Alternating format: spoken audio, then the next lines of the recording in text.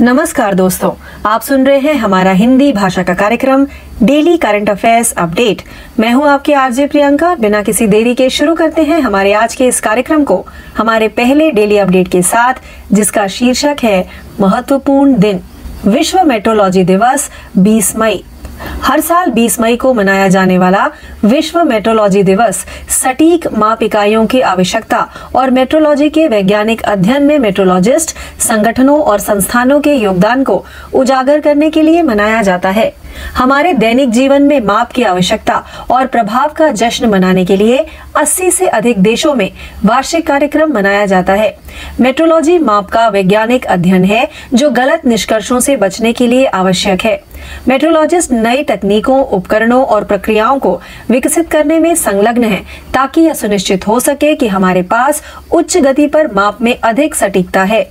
विश्व मेट्रोलॉजी दिवस 2023 के लिए विषय वैश्विक खाद्य प्रणाली का समर्थन करने वाले मापन है। आइए आगे बढ़ते हैं हमारे दूसरे डेली अपडेट की तरफ, जिसका शीर्षक है राज्य। जम्मू कश्मीर के बाद राजस्थान में नए लिथियम भंडार की खोज। जम्मू कश्मीर में भारत के पहले लिथियम भंडार की खोज के महीनों बाद भारतीय भूवैज्ञानिक सर्वेक्षण जीएसआई ने राजस्थान के नागौर जिले के डेगाना में महत्वपूर्ण खनिज का एक और भंडार पाया है। ऐसा माना जाता है कि ये भंडार केंद्र शासित प्रदेश में पाए जाने वाले भंडार की तुलना में बहुत बड़ी मात्रा में है और देश की कुल मांग का 80% पूरा कर सकता है। लिथियम का उपयोग मुख्य रूप से रिचार्जेबल बैटरी के उत्पादन में किया जाता है, विशेष रूप से इलेक्ट्रिक वाहनों, पोर्टेबल इलेक्ट्रॉनिक उपकरणों और बिजली उपकरणों में उपयोग किया जाता है। आइए आगे बढ़ते हैं हमारे तीसरे डेली अपडेट की तरफ, जिसका शीर्षक है रैंक और रिपोर्ट। भारत ने 2022 में अधिक छात्रों को अमेरिका भेज चीन को पीछे छोड़ा। एक नई रिपोर्ट में कहा गया है कि अमेरिका जाने वाले भारतीय छात्रों की संख्या में पिछले साल की तुलना में 2022 में वृद्धि हुई है और एशिया मूल के सबसे लोकप्रिय महाद्वीप के रूप में उभरा है। चीन और भारत के छात्रों की संख्या ने एशिया को मूल का सबसे लोकप्रिय महाद्वीप बना दिया। कैलेंडर वर्ष 2020 से 2021 तक की गिरावट की तुलना में चीन ने 2021 की तुलना में 2022 में कम छात्रों को भेजा, जबकि भारत ने अधिक छात्रों को भेजा।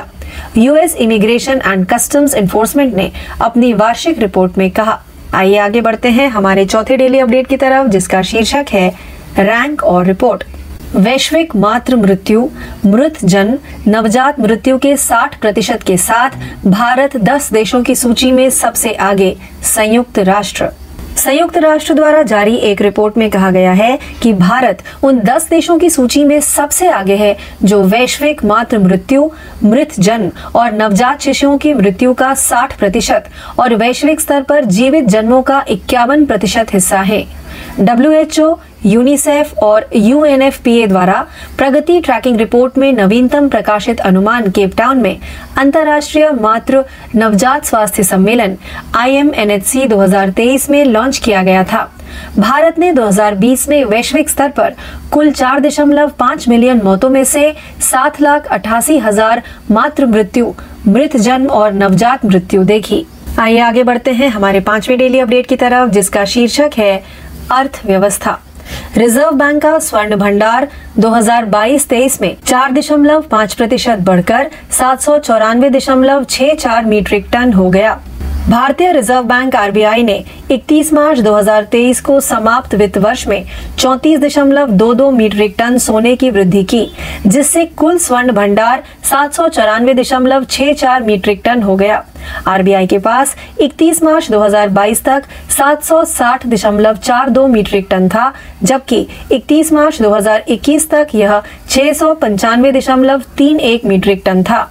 विदेशी मुद्रा भंडार के प्रबंधन पर RBI की छमाही रिपोर्ट अक्टूबर 2022 से मार्च 2023 के अनुसार 31 मार्च 2023 तक स्वर्ण भंडार में 56.32 मीट्रिक टन का स्वर्ण भंडार शामिल था।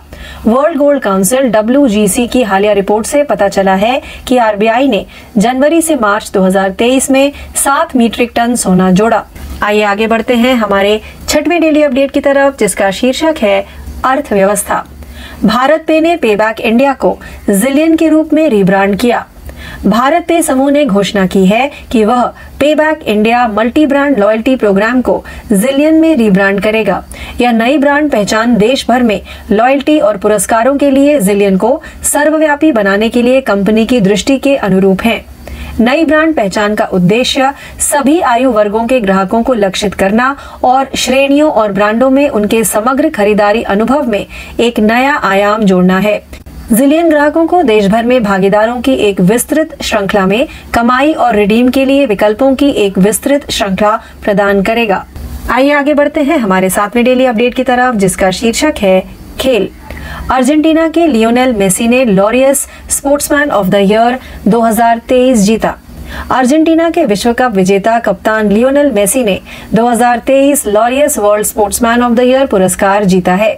मेसी ने पिछले साल फीफा विश्व कप में अर्जेंटीना को खिताब दिलाने के बाद यह पुरस्कार जीता था। यह दूसरी बार था जब मेसी को Laureus sportsman of the year पुरस्कार दिया गया था। लियोनेल मेसी और उनकी विश्व कप विजेता अर्जेंटीना ने लॉरियस वर्ल्ड स्पोर्ट्स अवार्ड्स में स्पोर्ट्समैन और टीम ऑफ द ईयर नामित करके दोहरा स्कोर किया। वह एक ही वर्ष में टीम और व्यक्तिगत पुरस्कार जीतने वाले पहले एथलीट हैं। आइए आगे बढ़ते हैं हमारे 8वें डेली अपडेट की तरफ, जिसका शीर्षक है समझौता। निर्यातकों के लिए वैश्विक संग्रह सेवा प्रदान करने के लिए येस बैंक ने बनाया कैश फ्री को भुगतान भागीदार। येस बैंक ने भारत में अपने खाता धारकों को एक अंतरराष्ट्रीय भुगतान संग्रह सेवा प्रदान करने के लिए कैश फ्री पेमेंट्स के साथ साझेदारी की है। ग्लोबल कलेक्शन नामक नई सेवा भारतीय निर्यातकों को 30 से अधिक विदेशी मुद्राओं में भुगतान एकत्र करने की अनुमति देगी। एक बार प्राप्त होने के बाद धन को रुपए में परिवर्तित किया जा सकता है और एक कार्य दिवस के भीतर भारत में अपने स्थानीय बैंक खाते में डाला जा सकता है। येस बैंक में डिजिटल और लेन देन बैंकिंग के कंट्री हेड अजय राजन ने कहा कि वैश्विक संग्रह के लॉन्च से भारतीय निर्यातकों को दुनिया भर से भुगतान प्राप्त करने का तरीका सरल हो जाएगा।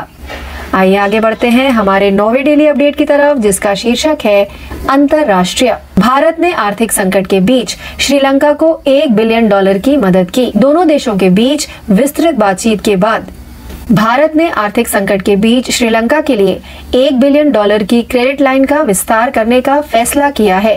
भारत ने क्रेडिट लाइन को 1 साल तक बढ़ाने का फैसला लिया, जिससे पड़ोसी को आवश्यक आयात के लिए भुगतान करने के लिए बहुत जरूरी बैकअप फंड मिल गया। यह क्रेडिट लाइन $4 बिलियन की आपातकालीन सहायता का हिस्सा है, जिसे भारत ने पिछले साल श्रीलंका के चरम संकट के दौरान बढ़ाया था और मार्च में समाप्त होने वाला था। श्रीलंका के उप वित्त मंत्री प्रियंथा रत्नायके ने कहा कि क्रेडिट लाइन को मार्च 2024 तक बढ़ा दिया गया है। आइए आगे बढ़ते हैं हमारे 10वें व अंतिम डेली अपडेट की तरफ, जिसका शीर्षक है खेल। फखर जमान और नारुमोल चायवई को अप्रैल महीने का ICC player of the month चुना गया। अपने देशों के लिए मैच विजेता प्रदर्शन के बाद पाकिस्तान के बल्लेबाज फखर जमान को अप्रैल के लिए ICC men's player of the month दिया गया, जबकि थाईलैंड की कप्तान नारुमोल चायवई को वनडे में महिला वर्ग में सर्वश्रेष्ठ घोषित किया गया। आईसीसी हॉल ऑफ फेमर्स पूर्व अंतर्राष्ट्रीय खिलाड़ियों और मीडिया प्रतिनिधियों के एक विशेषज्ञ पैनल, जो कि ICCcricket.com पर पंजीकृत वैश्विक क्रिकेट प्रशंसकों के संयोजन में थे, के बीच आयोजित एक वोट के बाद दोनों बल्लेबाजों की अप्रैल की उत्कृष्ट प्रदर्शन के रूप में पहचान की गई। तो इस अपडेट के साथ हमारा आज का यह हिंदी भाषा का कार्यक्रम डेली करंट अफेयर्स अपडेट्स यही समाप्त होता है। ज्यादा जानकारी के लिए हमसे यूं ही जुड़े रहिए। मैं आपकी आरजे प्रियंका आपसे यही विदा लेती हूं। धन्यवाद।